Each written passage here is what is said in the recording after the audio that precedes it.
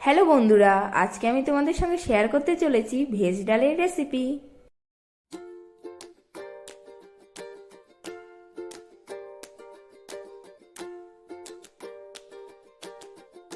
এরপর কড়াইতে 1 কাপ মুগ ডাল দিয়ে দেব। ডালটা ভালো মতো ভেজে নামিয়ে নেব। এরপর ভালো মতো ধুয়ে নিয়ে প্রেসার কুকারে দিয়ে দেব আর 1 কাপ ডালের জন্য 2 কাপ জল দেব।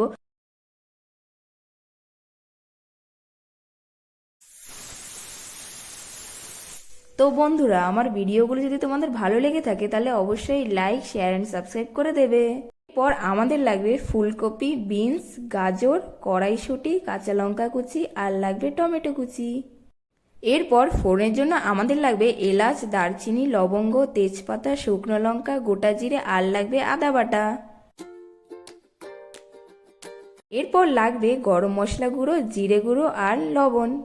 লাগবে হলুদ গুঁড়ো, লঙ্কা গুঁড়ো, ধনে পাতা, কাজু কিশমিশ আর লাগবে চিনি। এরপর কড়াইতে পরিমাণ মতো তেল দিয়ে দেব আর তেলটা গরম হয়ে গেলে তাতে ফুলকপিটা দিয়ে দেব। পর হালকা ভেজে নিয়ে তাতে গাজরটা দিয়ে দেব আর গাজরটাকেও হালকা একটু ভেজে নেব। এরপর দিয়ে দেব বিনস কুচি, তারপর দিয়ে দেব কড়াইশুঁটি। এরপর ভালো মতো ভেজে নামিয়ে নেব। এরপর কড়াইতে কাজু কিশমিশটা দিয়ে ভালো মতো ভেজে নেব। এরপর কড়াইতে তেল দিয়ে গোটা গরম মশলাগুলো দিয়ে ভালো মতো ভেজে নেব।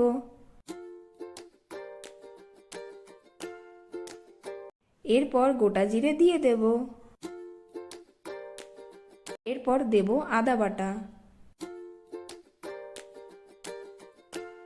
এরপর টমেটো কুচি আর কাঁচা লঙ্কা কুচি দিয়ে দেব। এরপর ভালো মতো ভেজে নিয়ে পরিমাণ মতো লবণ দিয়ে দেব।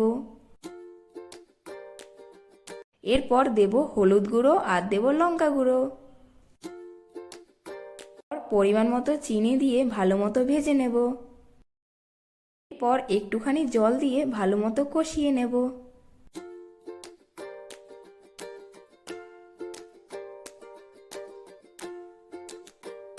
এরপর সেদ্ধ করে রাখা ডালটা দিয়ে দেব।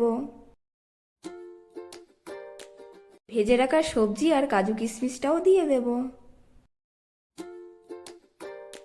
এরপর ভালো মতো মিশিয়ে পরিমাণ মতো জল দিয়ে দেব।